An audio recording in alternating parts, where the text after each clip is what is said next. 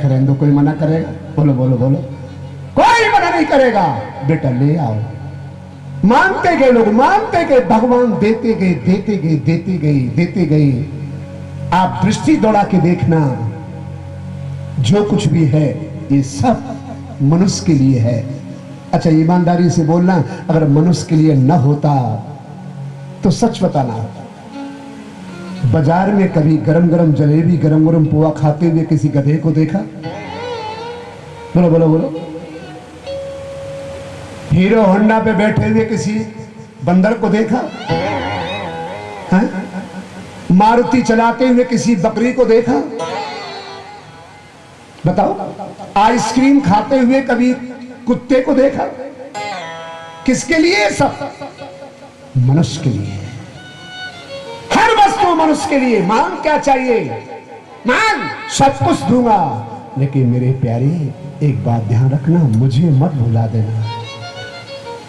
तू मांगता जाएगा, मैं देता जाऊंगा, लेकिन मुझे भुला मत देना, मुझे याद रखना।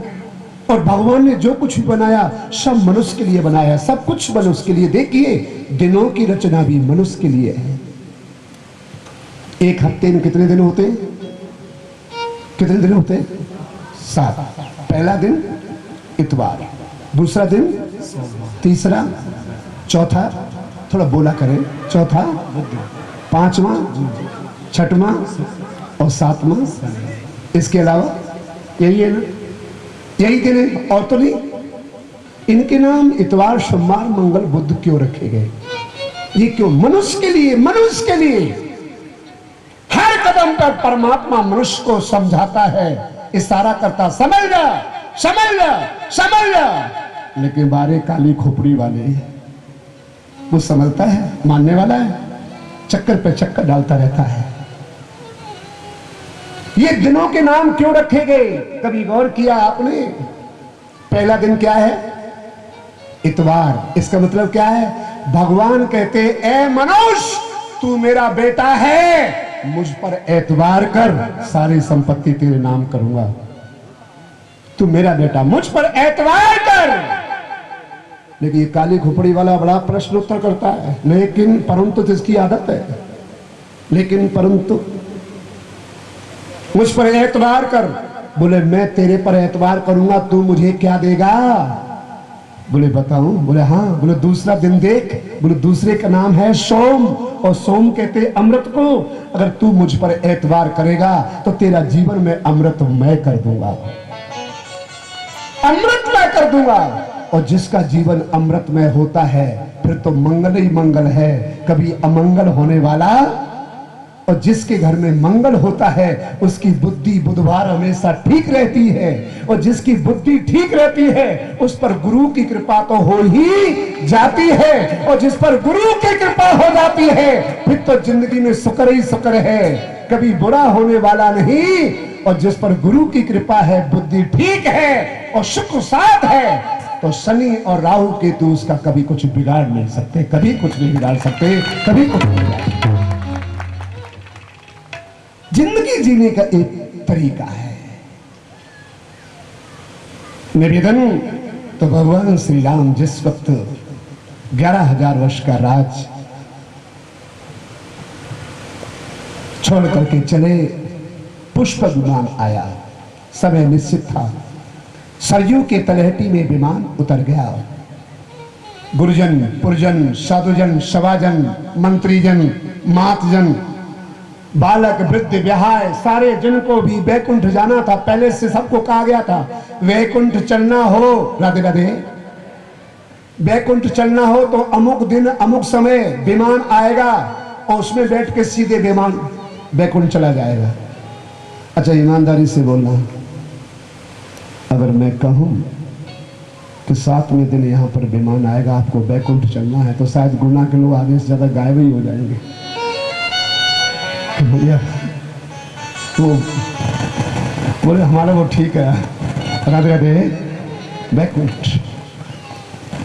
सवेरे से ही विमान भरना शुरू हो गया, सवेरे से ही विमान भरना शुरू, छवि बेरे। अंत में भगवान श्री राम विमान पर चढ़े और सिंहासन पर विराजमान हो गए। भगवान ने निगाह डाली चारों तरफ, भरत बोले हाँ। बोले हनुमान नजर नहीं आ रहा है। हनुमान कहाँ है? हनुमान हनुमान नहीं। भरत देखो तो हनुमान कहाँ रह गया? वो तो मेरा परम प्रिय है और मैं बैकुंठ जा रहा हूं, वो यहां रहेगा क्या? जाओ देखो। जैसे ही भरत जी ढूंढने गए तो हनुमान गढ़ी पर हनुमान जी महाराज हाथ में करताल लेकर के आहा। बोलो श्री राम जय राम जय जय राम, श्री राम जय राम जय जय राम। कीर्तन चल रहा है। भरत जी ने कहा हनुमान जी हाँ हाँ हाँ सुनो सुनो जी हुकुम। आपको ठाकुर जी ने बुलाया है। ठाकुर जी ने, ठाकुर ने कहा चलो। गए, साष्टांग प्रणाम किया। भगवान श्री राम ने कहा हनुमान तुम्हें मालूम था कि आज विमान बैकुंठ जाने वाला है? क्या तुमको बैकुंठ नहीं चलना? चलो बैठ, जल्दी करो, बहुत लेट हो रहे हो, बैठो चलो। हनुमान जी ने कहा सरकार मुझे बैकुंठ नहीं जाना है। बैकुंठ नहीं जाना? पागल हो क्या? जिस बैकुंठ को पाने के लिए लोग यज्ञ हवन पूजन पाठ तीर्थ व्रत दान पुण्य न जाने क्या क्या कराते हैं बैकुंठ पाने के लिए, और तू मना कर रहा है बैकुंठ? हनुमान जी ने कहा मुझे बैकुंठ नहीं जाना है, आप पधारो। मुझे छोड़ देगा? जी सरकार आप जाएं बैकुंठ, मैं यहीं रहूंगा। क्यों? बोले बैकुंठ का फल क्या है?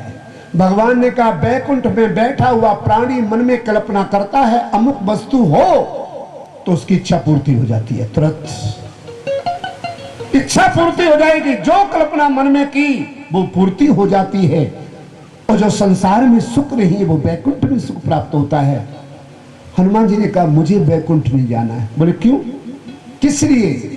बोले वहां इच्छा पूर्ति हो जाती है, सब कुछ मिलेगा, अप्सराएं मिलेंगी, खाने को जो मन में सोचो वो आ जाएगा, लेकिन आपकी कथा नहीं मिलेगी। कथा तो पृथ्वी पर ही होती है, बैकुंठ में कथा नहीं होती, स्वर्ग में नहीं होती है, और यहां कथा होती है। इसलिए मैं तो रोज कथा सुनूंगा और यहीं रहूंगा, मैं नहीं जाता हूं। बोलो हनुमत लाल की। तब मेरे ठाकुर ने कहा यत्र यत्र रघुनाथ कीर्तनम, जहां जहां मेरा कीर्तन हो, जहां जहां मेरी कथाएं हो, कलकाल के प्राणियों की सद्भावनाओं को समझ करके उनके कल्याण के लिए कथा में पहुंच करके उनको कल्याण करना मेरा आशीर्वाद है। और जब तक मेरा चरित्र पृथ्वी पर गाया जाए तब तक हनुमान पृथ्वी पर रहना। कथा में हनुमान जी, भगवान शंकर, पार्वती, सनस कुमार सनातन सनाद, ये चार भाई, और गंगा जमुना नर्मदा मंदाकिनी सरस्वती सरयू ताप्ती, ये 7 नदियां तो कथा में आती हैं। बोलो बांके बिहारी लाल की। ये तो कथा में बैठ के किसी न किसी रूप में कथा को सुनती है।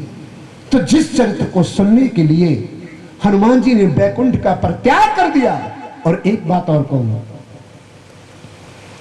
देखो जिन जिन को भी कथा सुनना पड़ी या जिनको भी कथा सुनने की इच्छा हुई, सबको अपना घर छोड़ना पड़ा। भगवान शंकर को कथा सुनने की इच्छा हुई तो दंडकारण्य कैलाश पर्वत छोड़ करके 9000 किलोमीटर अगस्त के आश्रम में गए। काकभूषण जी को कथा सुनने की इच्छा हुई तो नीलाचल पर्वत पर भगवान शंकर के पास पहुंचे। और गरुड़ को कथा सुनने की इच्छा हुई, बैकुंठ को छोड़ करके नीलाचल पर्वत पर काकभूषण के पास पहुंचे। और भरद्वाज को कथा सुनने की इच्छा हुई, अपना आश्रम छोड़ करके प्रयागराज जागलक के पास जाना पड़ा। लेकिन आपको गुना नहीं छोड़ना है, घर नहीं छोड़ना है, घर से निकलो। गंगा जी स्वयं चली आई है। बोलो बांके बिहारी लाल की।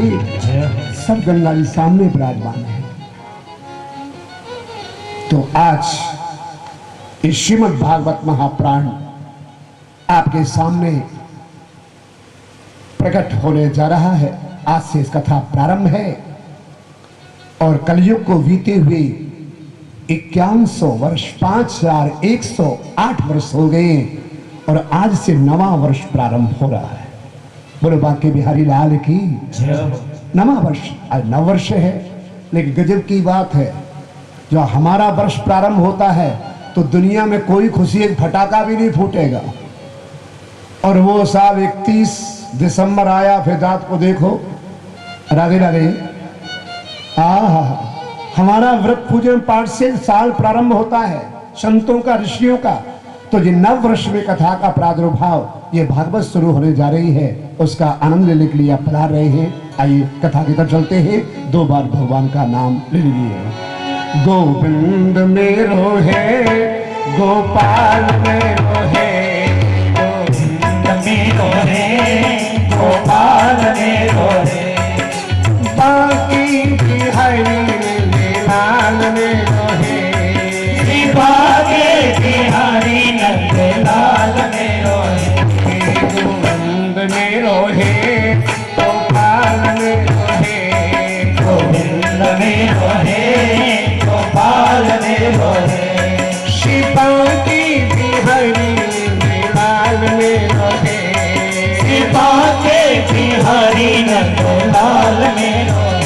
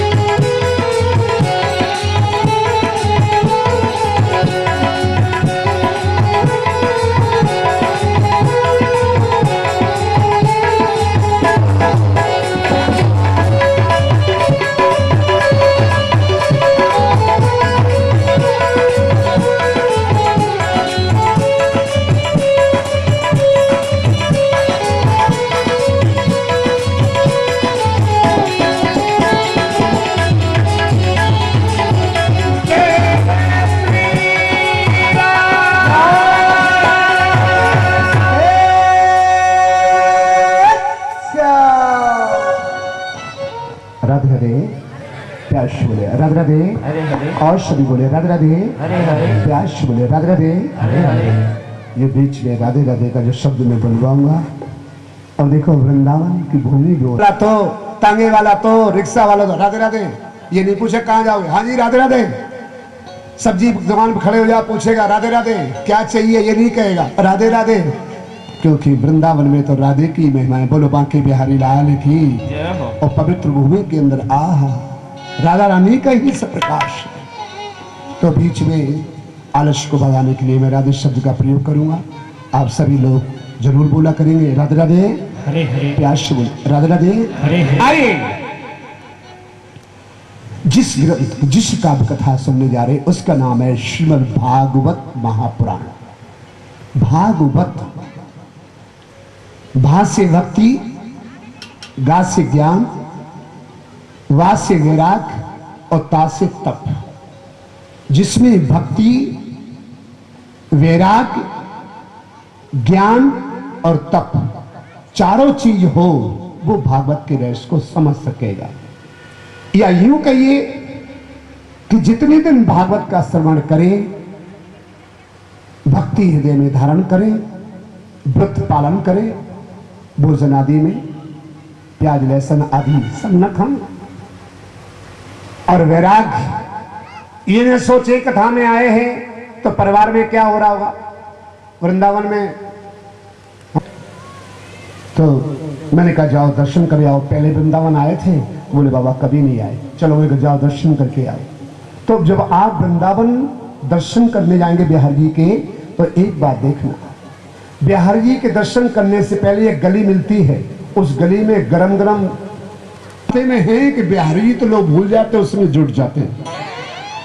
हाँ जी, और कई लोग तो ये सोच लेते हैं पहले पेट भर लो बाद में देखा जाएगा। हाँ, पता नहीं बचे नहीं बचे, उस गली से गुजरना पड़ता है। जैसे कि बिहारी जी कहते हैं, संसार के जितने भी लौकिक पदार्थ हैं मैं तेरे मार्ग में परोस रहा हूं, देखता हूं। पहले सबसे पहले मंदिर जाएंगे, बिहारी जी के दर्शन करने जाएंगे। तो मैंने कहा जाओ।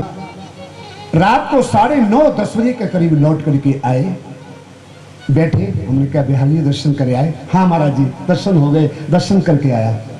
मैंने कहा दर्शन? बोले खूब आनंद से दर्शन किए। मैंने कहा बिहारी जी का मुकुट कैसा था? बोले वो तो नहीं देख पाया। मैंने कहा मुकुट नहीं देखे? बोले नहीं। मैंने कहा बिहारी जी के गले में मालाएं कैसी थी? बोले वो भी नहीं देख पाया। मैंने कहा बिहारी जी होगी कि नहीं खोली होगी? मैं खड़ा खड़ा सोचता रहा, बिहारी से भूल गया। बोले बाके बिहारी लाल की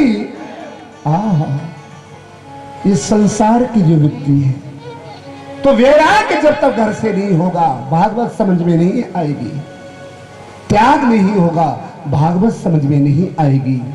समझने के लिए किस महापुरुष का कितना त्याग तपस्या भला हो उन महापुरुषों का, जिन्होंने हमें ये ग्रंथ काव्य दिए, मार्ग बना के चले गए। हमारे सामने तो आज धर्म की थाली लगी हुई है, आराम से हम जीम रहे हैं, कोई तपस्या नहीं करना पड़ रही है, केवल मार्गदर्शन सब कुछ सामने हम करते चले जा रहे हैं। उन महापुरुष के जीवन को पढ़ करके देखो, समझो कितना त्याग किया था उन्होंने, जिंदगी में किस तरह से उनको प्राप्त हुई। प्रिय श्री वेदव्यास जी महाराज, उपरचर नाम का एक बसु, उनके जीवन के थोड़ा सा चर्चा जरूर कर दूं। उपरचर नाम का बसु एक दिन आकाश मार्ग से उतर के समुद्र किनारे घूमने लगा। सुंदर स्वरूप देख करके उसका वीर शिखलन हो गया। उस वीर को एक मछली पी गई, उससे एक कन्या और एक बालक का जन्म हुआ। बच्चे बड़े सुंदर थे। बालक को लेकर के तो वो बसु चला गया, उस कन्या को किनारे पर बैठे हुए केवट को दे दिया, लो तुम इसका पालन कर लेना, तुम्हारे कोई संतान नहीं है ना। छोटी सी कन्या देकर के चला गया। कन्या का पालन किया, कन्या बड़ी हो गई। एक दिन की बात है, पिताजी के लिए भोजन लेकर के किनारे पर पहुंची। पिता ने कहा बेटी तू नाव पर बैठ जा, मैं थोड़ा सा भोजन कर लूं। वो नाव पर बैठ गए। नौजवान कन्या थी, उधर से तपस्या, मंदराचल पर्वत से तपस्या करके पराशर ऋषि आ रहे थे। देखो भगवान की लीला बड़ी विचित्र है, कहां क्या होना है, कब होना है, इसको समझना हमारे बस की बात नहीं। उसमें समर्पण करना ही सबसे अच्छी बात है। पराशर ऋषि आए, जैसे ही पार जाने के लिए नाव के पास पहुंचे, बोले बालिका मुझे उस पार जाना है। जिन्होंने हजारों वर्ष तपस्या की उन महापुरुष की बात कह रहा हूं मैं। मनुष्य की क्या गति है, क्या गति है मनुष्य की। मुझे इस पार जाना। बोले मेरे पिता भोजन कर रहे हैं, आप ठहरे, थोड़ी देर में आ जाएंगे, वो पार उतार देंगे। नहीं मुझे थोड़ा जल्दी जाना है, मुझे जल्दी जाना है। केवट ने कहा बेटी महात्मा है, पार उतार दो। देखो ये इंद्रियां बड़ी बलवती होती हैं। कहते हैं ना शरीर बूढ़ा हो गया, कर्मेंद्रियां बूढ़ी हो गई, लेकिन ये मन बड़ा विचित्र है, ये चंचलता करना नहीं छोड़ता, भागता रहता है। घोड़े ऐसी लगाम कस के रखो तो समझ में आए, और नहीं जाने कब दौड़ पड़े कहां जाए। कितनी वृत्तियां प्रबल रहती हैं। हजारों वर्ष की उम्र वाले उस महापुरुष को कन्या ने नाव में बिठाया, आइए बैठिए महाराज, मैं आपको पार कर देती हूं। नौजवान कन्या है। महात्मा बैठ गए, बीच धार में पहुंचे। महात्मा देखते देखते देखते देखते देखते देखते इतना ज्यादा कन्या में आकर्षण उनका हुआ, उन्होंने जैसे ही चप्पू चलाते हुए कन्या की कलाई को पकड़ना चाहा। कन्या ने कहा ठहरो, आप महापुरुष हैं और पराशर, आप ब्रह्मा के वंशज हैं। उस कन्या को बड़ा ज्ञान था, आप उनके वंशज हैं और मैं निषाद कन्या, आप उच्च कुल और मैं चौथे कुल की। आपने मेरा स्पर्श किया, आपकी वृत्ति नष्ट हो जाएगी, ये उचित नहीं है। राधे राधे।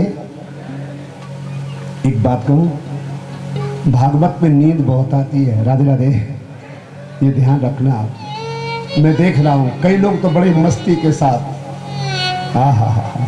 राधे राधे। तीन तरह के श्रोता होते हैं, तीन तरह के। एक होता है श्रोता, आसन लगा के बैठ के सुनता है, और दूसरा होता है सोता, दीवार किनारा ढूंढता है, यह बल्ली का सहारा मिल गया तो टिक जाएगा, और जहां मौका लगा बस बाबा तुम चिल्लाते रहो। एक माता जी बोली, बाबा जी आप कथा बड़ी सुंदर है, बड़ी अच्छी लगती, बड़ी प्यारी, बड़ी मीठी, बड़ी सुंदर कथा, बहुत अच्छी कथा कहते हो। मैंने कहा कौन सी कथा अच्छी लगी? बोले वो तो मेरे को बेरोना है। मैंने कहा मतलब? बोले मैं घर में नींद की 6-6 गोली खाऊं, नींद नहीं आया, थारी कथा में आके बैठूं, पट्टे ही नींद लग जाए, 3 घंटा ऐसे सो जाऊं आराम के साथ, बस आनंद हो जाए। मेरे को हो गई कथा। बोले बाकी बिहारी लाल की। और बोले तीसरा होता है सरोता, कथा को काट पीट कर टुकड़े कर दे, वो सरोता होता है। सरोता तो सावधानी से सुनना। जब कुंभकर्ण मरा था ना, तो कुंभकर्ण के सिर पे बैठी हुई निद्रा देवी ने कहा, बोले महाराज पूरी सृष्टि में एक ही आदमी था जिसकी खोपड़ी पर रहती थी, उसे मार डाला, कहाँ जाऊं? बोले गुना में भागवत हो रही, चली जा। राधे राधे। बोलो बांके हरिलाल की। ध्यान रखना। आहा। कन्या ने कहा, संत जन आप ब्रह्म कुल के हैं और मैं निम्न कुल की हूं, दोनों के वंश का मेल नहीं खाता है, आप स्पष्ट न करें। उन्होंने कहा सुनो, मैं तुम्हें अपने कुल में स्वीकार। नारी का कोई कुल नहीं होता है, नारी जिस कुल में चली जाए उसी कुल की मान्य होती, कोई कुल नहीं। मैं अपने कुल में ले लेता हूं। बोले आप ब्रह्म कुल में होने के नाते आप में सुगंध आती है और मैं दुर्गंधा हूं, मेरा शरीर दुर्गंध से भरा है मछलियों से, आप हमें स्पर्श करेंगे तो दुर्गंध पैदा हो जाएगी। आप केवटों के पास जाना, उनकी हर चीज में मछली गंध आएगी। महात्मा की इतनी तेज तपस्या, उन्होंने हाथ उठाया, आओ मैं तुम्हें सुगंधा बनाए देता हूं। बोले महाराज ये लौकिक संसार की जो क्रियाएं, समागम क्रियाएं रात के अंधकार में की जाती हैं, ये सूर्य साक्षी नहीं होना चाहिए। संसार का कोई भी कार्य करने, काला काम करने पर सुख साक्षी नहीं। अगर सूर्य साक्षी हो गया तो उसका दंड तो भोगना ही पड़ेगा। रात्रि निशा, कामिनी, अंधकार इसका स्वरूप माना गया है। महात्मा ने कहा, अरे अभी तो दिन के 12 बजे हैं, मैं रात का इंतजार नहीं कर सकता हूं। हाथ उठाया, सारा किया, चारों तरफ इतनी कालमा, एकदम सूर ढक गए, कोहरा ही कोहरा, कोहरा ही कोहरा, हाथ से हाथ नजर नहीं आता है। बोले अब तो प्रसन्न, अब तो खुश हो। बोले महाराज मेरा शील भंग हो जाएगा, संसार मुझे स्वीकार नहीं करेगा। बोले जाओ, मैं तुम्हें वरदान देता हूं, तुम्हारा शील भंग नहीं होगा। पराशर ऋषि का समागम हुआ और वेदव्यास जी की उत्पत्ति हुई। बोलो भक्त भगवान की। और जिस वक्त वेदव्यास जी की उत्पत्ति हुई, एकदम जन्म लेते ही जाने लगे। माता सत्यवती ने कहा, बेटा बेटा बेटा, एक महापुरुष महात्मा की आप संतान हैं, महात्मा का वरदान, महात्मा का अंश, महात्मा की तपस्या, महात्मा का पूरा जीवन मैंने अपने गर्भ में उतारा है। मैं कुंवारी कन्या हूं और आप बिना बताए जा रहे हैं। अलौकिक शक्ति, अलौकिक रूप देख करके माता सत्यवती नमन बंधन करती है।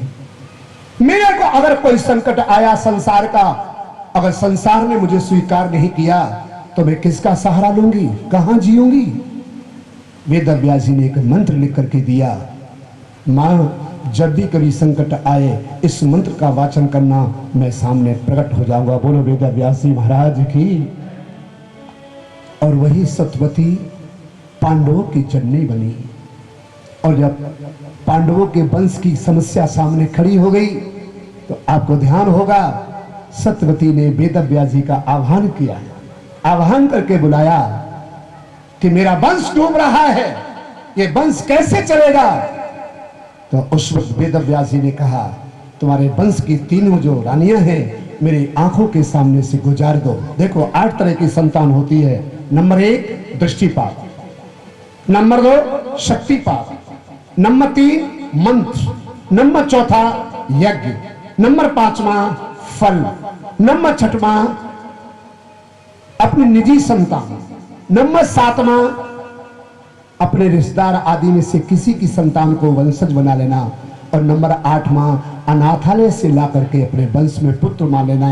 ये 8 तरह की संतान कही गई है। और वही वेदव्यास जी विदा होकर के भद्रिका आश्रम से ऊपर सरस्वती नदी के किनारे तपस्या करने लगते हैं। तपस्या उन्होंने की और उन्हीं के शिष्यों में से, उन्हीं के वंश पीढ़ी में आगे श्री सूजी महाराज जो होते हैं, उनका जन्म भी बड़ा अलौकिक है। उनके पिता लोम हर्षण जी बहुत उच्च कोटि के संत हैं, यज्ञ करवा रहे हैं। बलराम जी, मैं छोटे में बता देता हूं, लंबी कथा नहीं कहूंगा। राधे राधे, प्यार से बोलना राधे राधे। श्री बलराम जी महाराज तीर्थों की यात्रा पर निकले हैं।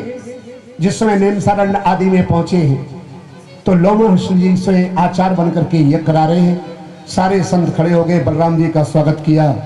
लोमहर्ष जी ने स्वागत नहीं किया। कई बात ऐसा भी हो जाता है कि भगवान की इच्छा होती, जब स्वागत नहीं किए तो बलराम जी को क्रोध आया और हाथ में खुशा जल लेकर के तुरंत उन्होंने लोमहर्ष जी को ऊपर फेंका। उनकी मृत्यु हो गई। महात्मा कुपित हो गए। महात्मा ने कहा, वो आचार्य की गद्दी पर बैठे हुए कैसे उठते? आपने गलत काम किया है, क्यों आपने श्राप दिया, क्यों मार डाला? जब महात्मा ने बहुत कुछ कहा तो अंत में कहा, ठहरो, अगर ये खत्म हो गए तो मैं एक उपाय बताता हूं। लोमहर्षण के शरीर का मंथन किया जाए, जो उनका पुत्र होगा, जो बेटा उनका है, सारी विद्या उनमें आ जाएगी। और हुआ तो उसमें सूत जी का जन्म हुआ। बोलो भक्त भगवान की। श्री सूत जी महाराज का जन्म हुआ। सारा ज्ञान पिता का उन्हें प्राप्त हुआ। श्रीमद् भागवत महापुराण के 2 अंशों में 2 बार भगवान का नाम। श्री कृष्ण गोविंद हरि मुरारी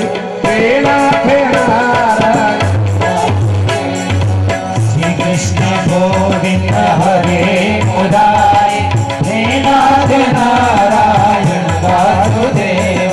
श्री कृष्ण गोविंद हरि मुरारी हे नाथ नारायण वासुदेव। श्री कृष्ण गोविंद हरे मुरारी हे नाथ नारायण वासुदेव। हे नाथ नारायण वासुदेव, हे नाथ नारायण वासुदेव। हे नाथ नारायण वासुदेव। हे नाथ नारायण वासुदेव। श्री कृष्ण गोविंद हरि मुरारी हे नाथ नारायण वासुदेव। श्री कृष्ण गोविंद हरे मुरारी हे नाथ नारायण वासुदेव। श्री कृष्ण गोविंद हरि मुरारी हे नाथ नारायण वासुदेव। श्री कृष्ण गोविंद हरे मुरारी हे नाथ नारायण वासुदेव।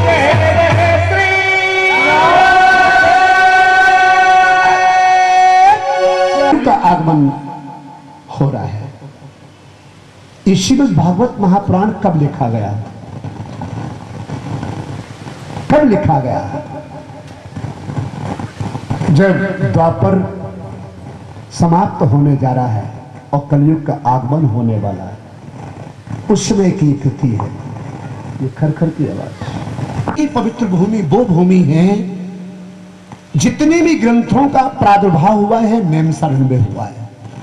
जी हाँ, और नेमसारण वो भूमि है जिसके मन में वासनाएं भरी हो, मन कंट्रोल में न हो रहा हो, भजन करने को शरीर गवारा न कर रहा हो, मति संसार में पगी हो, बुद्धि संसार में लगी हो और भगवान की तरफ नहीं जाती है, तो नेमसारण की परिक्रमा करके आना या 2-4 दिन नेमसारण रह जाना, शरीर वैराग से भर जाएगा। वहां की भूमि का फल है, भूमि का फल है।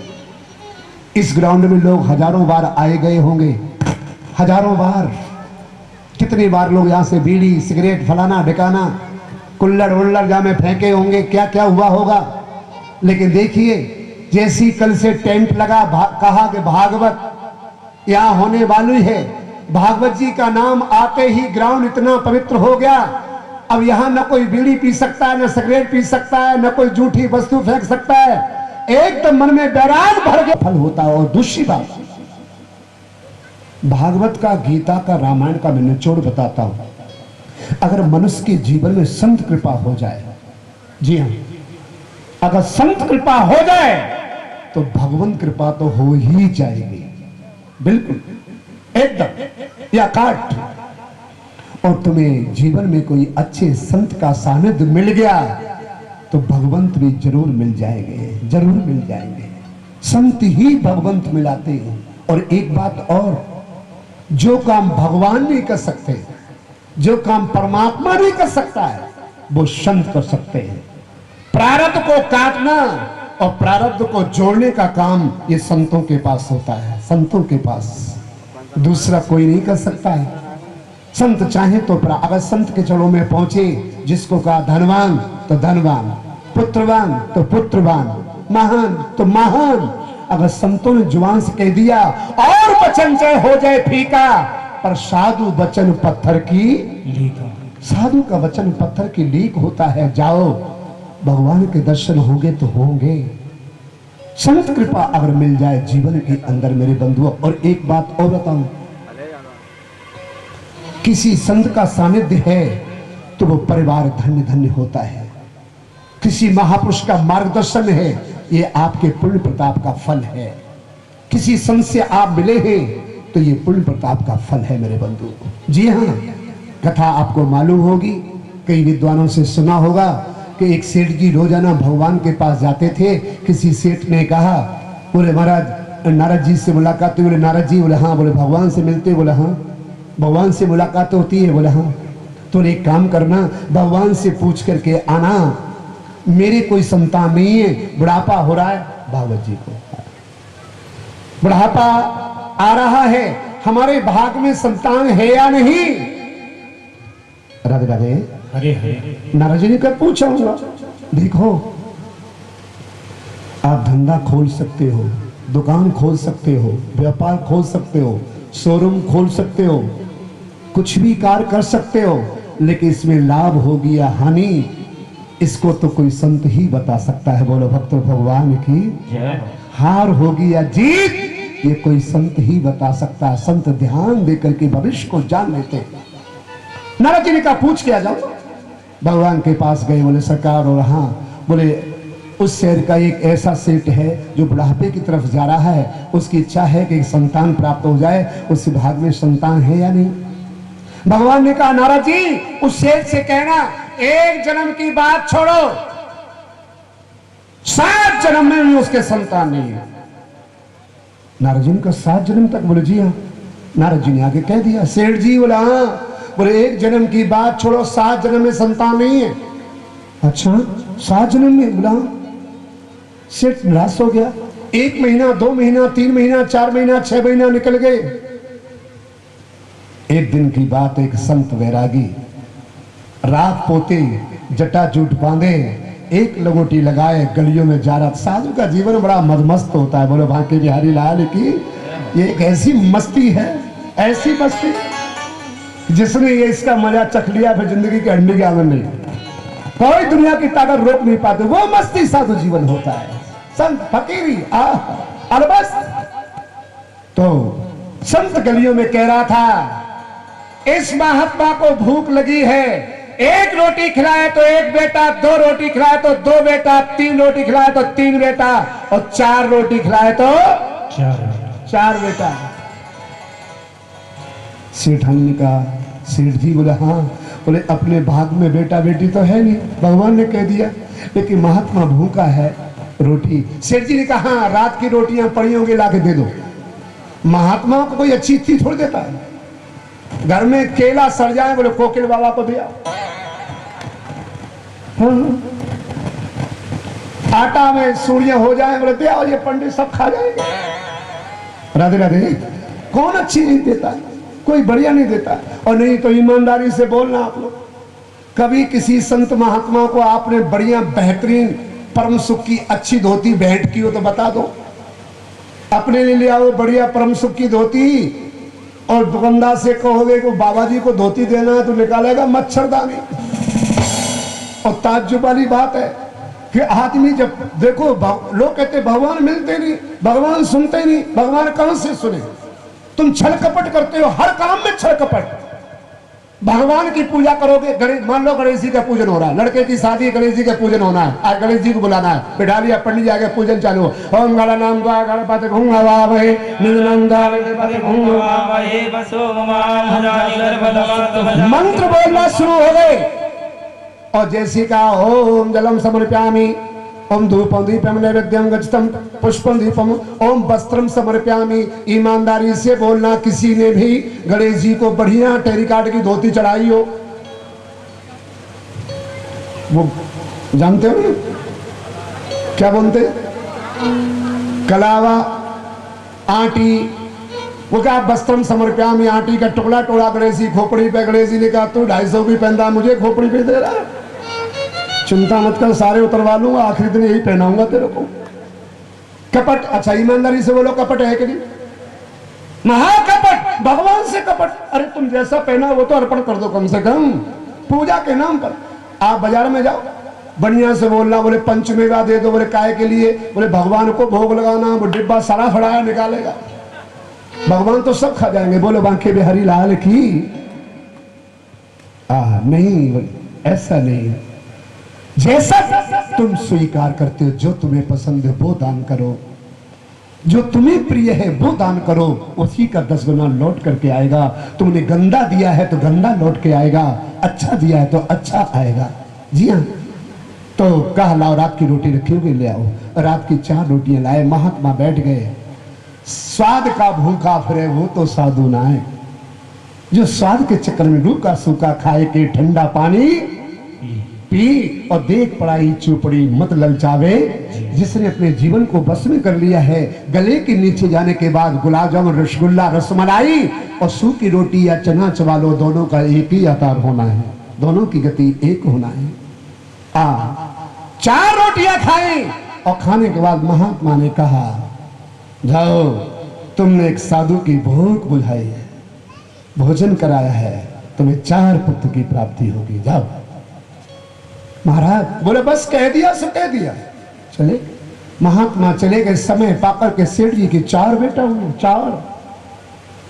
एक दिन जब 4 बेटा हो गए, 2, 4, 5 साल के बाद नारद जी घूमते घूमते उस गली में चले गए जहां 4 बच्चा खेल रहे थे। 4 बच्चे देखे, बोले हैं किसके बेटा हो? सेठ जी के। सेठ जी के? बोला तुम? बोला हम 4 भाई हैं। नारद जी ने कहा खिसक लो, अगर सेठ को पता लग गया तो लट्ठे ही पड़ेगा।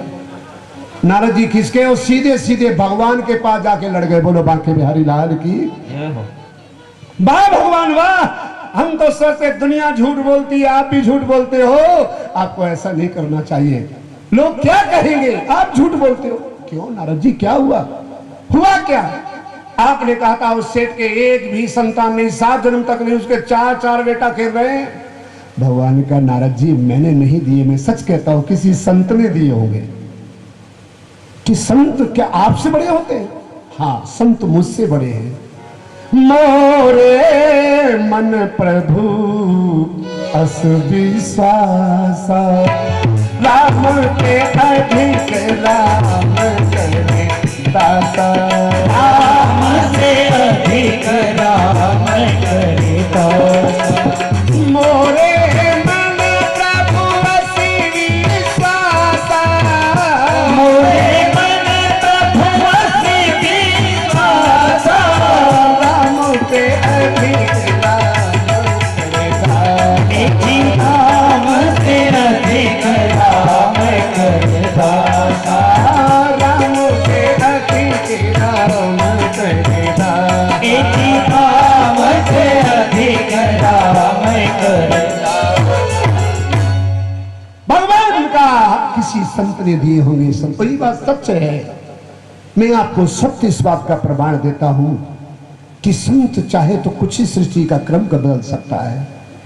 प्रणाम मेरे बंधुओं। नारद जी से कहा मैं उत्तर बाद में दूंगा। नारद जी मेरे सीने में दर्द हुए, अगर किसी भक्त का कलेजा मिल जाए तो लेकर के आ जाओ। नारद जी महाराज चले। 10, 20, 50, 100, 200 लोगों से मिले। अपना कलेजा दे दो, अपना कलेजा दे दो। किसी ने नहीं दिया। नारद जी ने भगवान से जाके कहा, भगवान किसी ने कलेजा नहीं दिया है, कोई नहीं दिया, बहुत भक्त है। बोले किसी ने नहीं दिया। बोले जाओ नदी के किनारे एक वीतरागी महात्मा बैठे ध्यान कर रहे, उनसे जाके कहना। नारद जी ने जैसे ही कहा, संत ने कहा भगवान के सीने में दर्द है। तुरंत नाखून गढ़ाए, सीना फाड़ा, कलेजा निकाला, हाथ पर रखा, कहा जाओ जल्दी नारद और भगवान से कहना अगर मेरे शरीर का रोम रोम भी जरूरत पड़े तो मांग लेना, मैं पहुंचा दूंगा। बोलो भक्त भगवान की। तुरंत भगवान ने सीने से लगाया। नारद अब ठंडक पड़ी, अब शांत हो गया दर्द। दर्द मिट गया ना? बोले हाँ। दर्द मिट गया ना? वहां मिट गया। बोले अब बताइए आप को सेठ को 4 बेटा कौन से संत ने दिए? भगवान ने कहा नारद जी अभी भी भूल कर रहे हो, अभी भी समझ में नहीं आई। जो अपना सीना फाड़ करके दे सकता है वो 4 बेटा भी दे सकता है, वो मेरे विधान को बदल सकता है। अगर मेरे विधान को बदलने की सामर्थ्य कोई रखता है तो संत रखता है। महाराज दशरथ 1 विवाह किए, 2 विवाह किए, 3 विवाह किए, संतान की इच्छा में विवाह करते गए, करते गए, करते गए, करते गए, करते गए। श्रीमद् वाल्मीकि रामायण में लिखा है कि 350 विवाह कर डाले, बेटा बेटी नहीं हुई। 62,000 वर्ष की अवस्था हो गई, कोई संतान नहीं, कोई संतान नहीं। एक दिन दुखी बन है तो एक ने कहा अपने गुरुदेव के पास जाके देखो। गुरुदेव के पास गए कि एक बार भूपत मन माही, भैगिलान मोरे सुत नाई। गुरुदेव के पास गए, साष्टांग प्रणाम किया, आंखों से सुपात हो रहा है। उठो राजा, उठो, उठो राजा, उठो, क्या बात है, क्यों दुखी हो? मोरे सुत नाई, मेरे कोई संतान नहीं। राजा तूने आने में देर कर दी, तेरे भाग में 1 नहीं 4-4 संतान लिखी है, 4-4 संतान लिखी है। आज तू मेरे पास आया है तो मैं कहता हूं धरो धीर होइए सुतचारी, 4 पुत्र होंगे। उपाय? बोले पुत्रेष्ठ यज्ञ करवाओ। और यह यज्ञ हुआ, अग्निदेव प्रकट हुए तो राजा दशरथ को 4 संतान हुए कि नहीं हुए? राधे राधे। किसी डॉक्टर ने दी, किसी दवा ने दी? गुरुदेव की कृपा से, गुरुदेव की कृपा से। इसलिए कहा जिनके मन में शुद्ध विश्वास नहीं होता है, भगवान की पूजा तो लोग करते हैं, श्रद्धा तो है, लेकिन विश्वास नहीं कि भगवान मेरी कल्पना को पूरा करेंगे।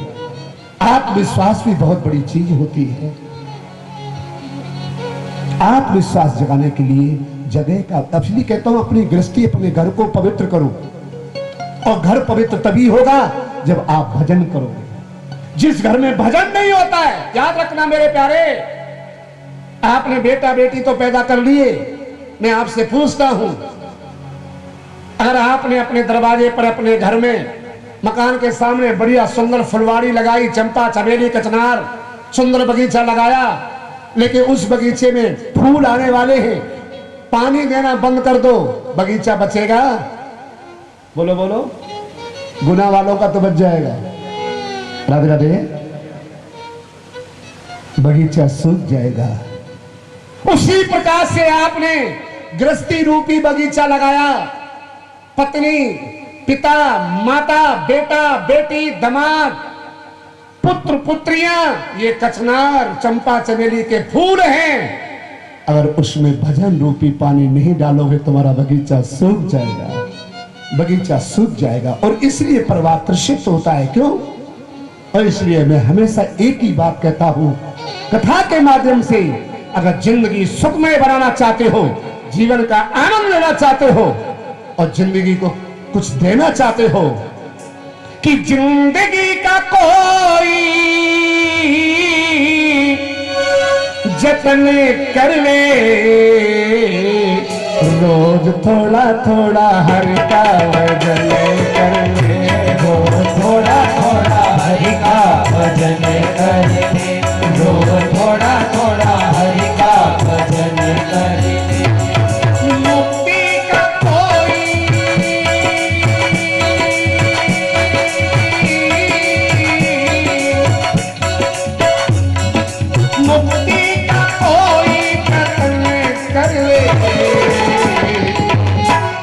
और मुक्ति का जतन रोज थोड़ा थोड़ा हरि का भजन, रोज थोड़ा थोड़ा हरि का भजन कर ले, रोज थोड़ा थोड़ा हरि का भजन कर ले, रोज थोड़ा थोड़ा हरि का भजन कर ले।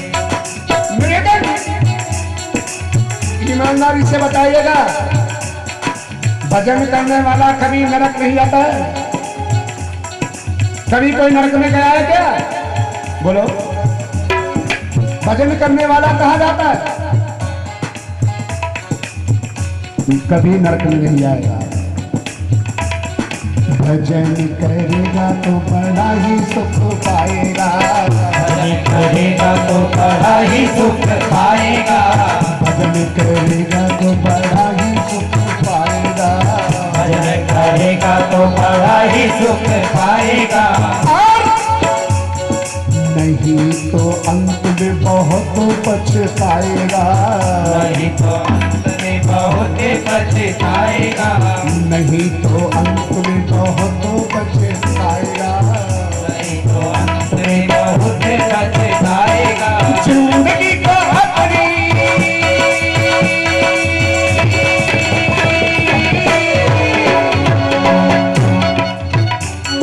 जिंदगी को अपनी चमन कर ले। और जिंदगी चमन कैसी होगी? रोज थोड़ा थोड़ा हरि का भजन, रोज थोड़ा थोड़ा हरि का भजन करेंगे, रोज थोड़ा थोड़ा हरि का भजन करेंगे।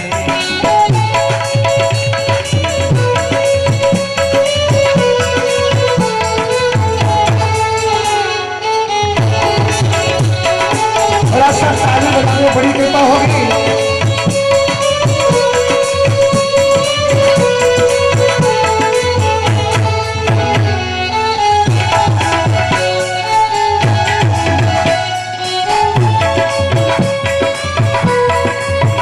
छूटेगी नजरिया तेरी, चंचल की अटरिया तेरी, कह पाएगा फूल तेरी नजर।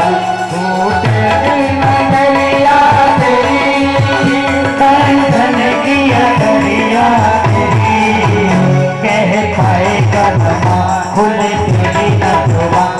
उठेगी अटरिया तेरी, कंचन की अटरिया तेरी, कह पाएगा नमा खुल तेरी नजवा।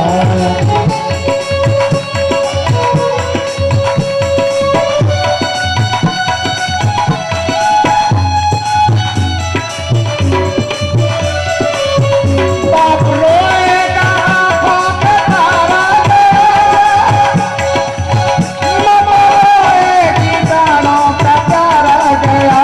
बाप रोएगा आँखों का तारा गया, माँ रोएगी जीवन का तारा गया। बाप रोएगा आँखों के तारा से, मम्मा रोएगी जीवन का प्यारा गया। बाप रोएगा आँखों का तारा गया, माँ रोएगी जीवन का तारा गया। कह पाएगा फूल तेरी नजवा, उल्टेगी पुतरिया तेरी, कंचन की अटरिया तेरी, कह जाएगा नमा खुल तेरी नजवा। उल्टेगी अटरिया तेरी, कंचन की अटरिया तेरी, कह जाएगा नमा खुल तेरी नजवा। उल्टेगी अटरिया तेरी।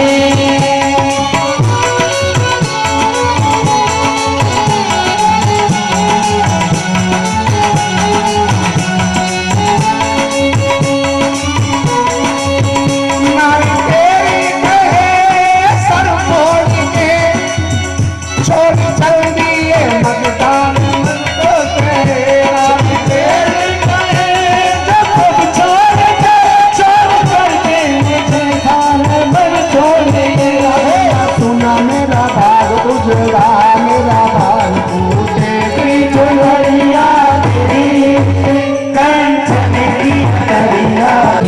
लगवा टूटेगी अड़रिया तेरी चलेगी अड़रिया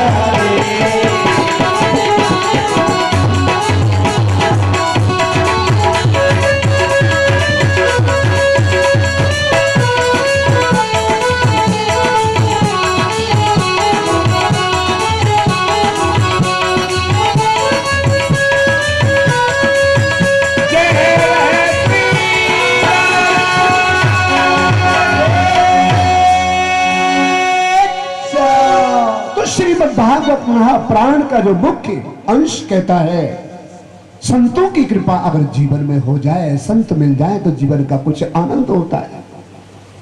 आज जैसी कलयुग का आगमन हुआ, कंदराओं से जहां तहां से निकल करके बहुत सारे संत आज नेम शरण में एकत्रित हुए। 88,000 ऋषि विराजमान है। राधे राधे, हरे हरे, प्यास बोलना राधे राधे, हरे हरे और प्यास बोलो राधे राधे, हरे हरे और प्यास बोलो राधे राधे। हरे हरे 88,000 ऋषि विराजमान है और सबके मन में एक ही बात है।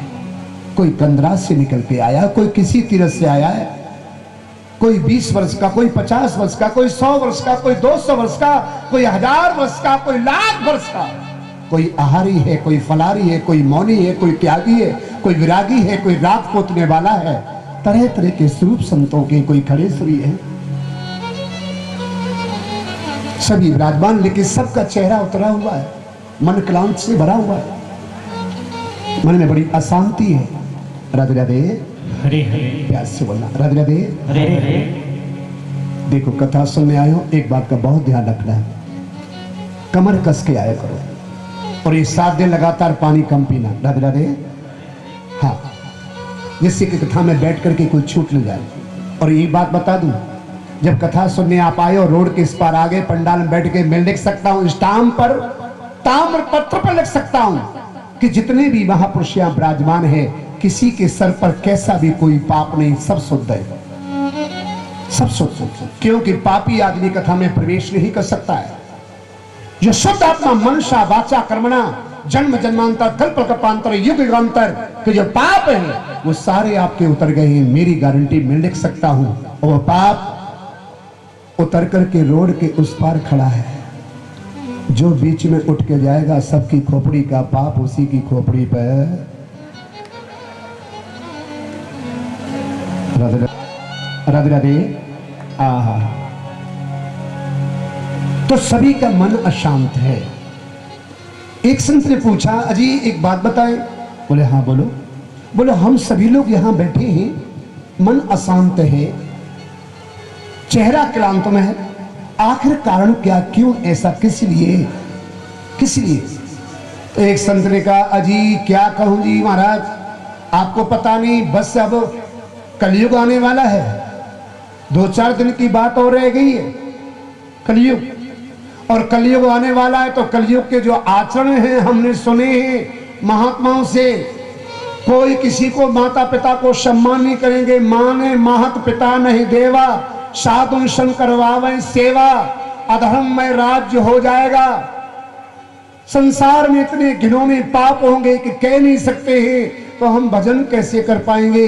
क्योंकि जैसा खाओगे अन्न वैसा बनेगा मन, और जैसा पियोगे पानी वैसी बनेगी वाणी, जैसी पढ़ोगे पुस्तक वैसा बनेगा मस्तक, जैसा करोगे आहार वैसे आएंगे विचार, और जैसा करोगे संग वैसे ही चढ़ जाएगा रंग, वैसा ही रंग चढ़ेगा। तो हम कलकाल के अंदर कैसे जी सकेंगे, कैसे रह सकेंगे, और क्या उपाय है? कहते हैं कलयुग के अंदर एक बात और है। बोले क्या? बोले न यज्ञ होगी, न दान, न पुण्य, कुछ नहीं, कोई फल नहीं। यज्ञ का कलयुग में कोई फल नहीं, धर्म कुछ नहीं है। ठीक, हमारा आचरण है, हम करते हैं, हवन भी करेंगे, दान भी करेंगे, पुण्य भी करेंगे, सब करेंगे, लेकिन उसका एक निचोड़ कलकाल का देखिए। सतयुग के अंदर 10,000 वर्ष तपस्या करने से जो फल होता था वही फल त्रेता में 1,000 वर्ष लगातार यज्ञ करने से फल मिलता था, और वही फल 100 वर्ष तक लगातार आहा भगवान की पूजा पाठ, रामायण, गीता, भागवत, इनके ग्रंथों का फल द्वापार में, और आरती, स्तुति, वंदना, और कलयुग में इस सब की जरूरत नहीं है। एक ही उपाय है, हाथ में मंजीरा ले लो, चाहे नहाओ या मत नहाओ, चाहे सवेरा हो, चाहे शाम हो, चाहे गंदे हो, चाहे कहीं हो, घर में, गाड़ी में, बस में, जहां तहां जय पे, बस एक ही बात है, राम राम राम राम राम राम, एक राम राम राम राम राम दो, राम राम राम राम राम राम तीन, राम राम राम राम राम चार, राम राम राम राम राम राम पांच, राम राम राम राम राम राम छह। एक बात और कहूँ, राधे राधे। लोग कहते हैं जी महाराज जी हम तो राम के भक्त नहीं, हम तो ये बात देखो भाई, राम भगवान श्री राम का अवतार हुआ और राम का नाम रखा गया, नाम तो अनादि है और ये आज से नहीं है। मैं आपसे पूछना चाहते, इतने महापुरुष विराजमान है,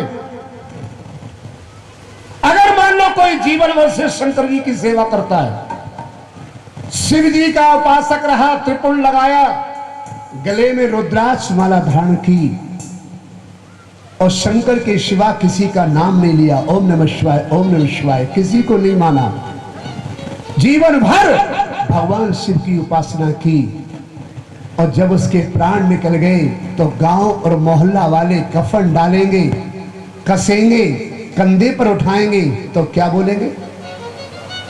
क्या बोलेंगे? क्यों भाई, वो तो शंकर जी को उपासक था ना, वो तो शंकर की उपासना किया था, तो बोलो ना ओम नमः शिवाय, ओम नमः शिवाय, ओम नमः शिवाय। क्यों नहीं बोला जा रहा? ये राम नाम क्यों बोला जा रहा है? किसी ने जिंदगी भर दुर्गा की उपासना की, आरती, पूजा, स्तुति, वंदना, जो भी करना सब कुछ किया, लाल वस्त्र धारण करना, 9 दिन व्रत रखना, और उसके प्राण छोड़ जाएं, मोहल्ले गांव के लोग आएंगे, कफन डालेंगे, कंधे पर रखेंगे, तो क्या बोलेंगे? राम नाम सत्य, दुर्गा नाम सत्य क्यों नहीं कहा भाई? शिव नाम सत्य क्यों नहीं कहा? ये झूठे तो नहीं? क्यों नहीं कहा गया? राम नाम ही क्यों कहा गया? राम का नाम क्यों लिया गया? मैं पूछना चाहता हूं। और देखिए, कश्मीर से लेके कन्याकुमारी तक मैं सब जगह का था, देश विदेशों में भी कई बार गया, लेकिन मैंने एक भाषा देखी, हम बोली नहीं जानते, कश्मीर में भाषा नहीं पहचानते, एक दूसरे के खान पीन भिन्न है, पहनावा भिन्न है, भाषा बोली भिन्न है, लेकिन कश्मीर से कन्याकुमारी तक एक चीज मैंने पाई, वो एक जैसी। क्या? कोई मरता है तो कंधे पर एक ही बात बोलते हैं, राम नाम। ये भिन्नता मैंने कहीं नहीं पाई, कहीं नहीं देखी। क्यों?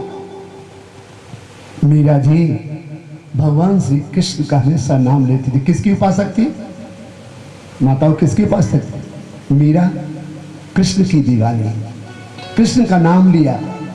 कथा तो बड़ी लंबी है। मीरा जी ने कृष्ण को ही मांगा था।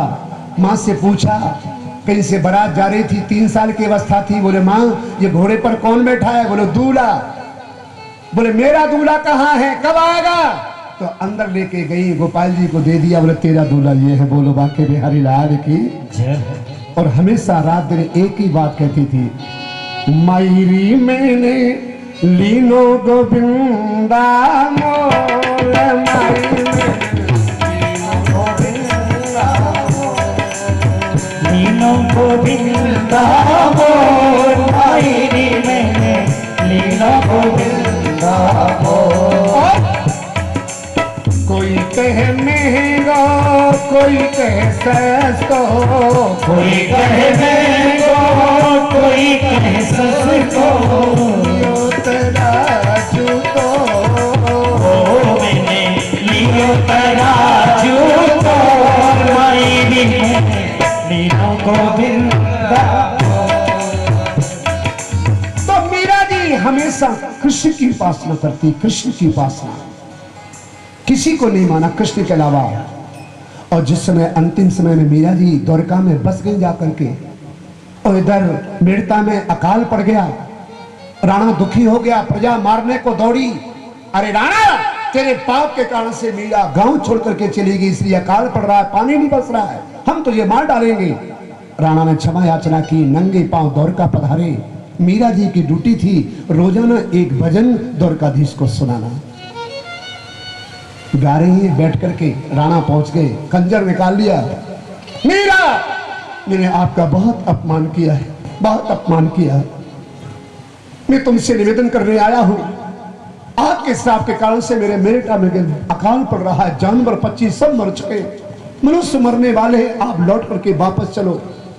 राणा को जैसी देखा मीरा घबरा गई, खड़े हो गई, प्रार्थना करने लगी, नाथ संसार की सारी व्याधियों को छोड़ करके मैं तेरी शरण आई थी और तेरे सिवा मैं किसी को नहीं जानती हूं। और राणा इतना जिद्दी है, अगर मुझे मेड़ता लेके गया तो मैं जिंदा नहीं जाऊंगी, मेरी लाश जाएगी। क्या आपके दरबार में भोजन की कमी है? मैं केवल आपकी शरण में जान रहना चाहती हूं, मैं बेड़ता नहीं जाना चाहती, बेड़ता नहीं जाना चाहती हूं। तुम मेरे जीवन के धन हो,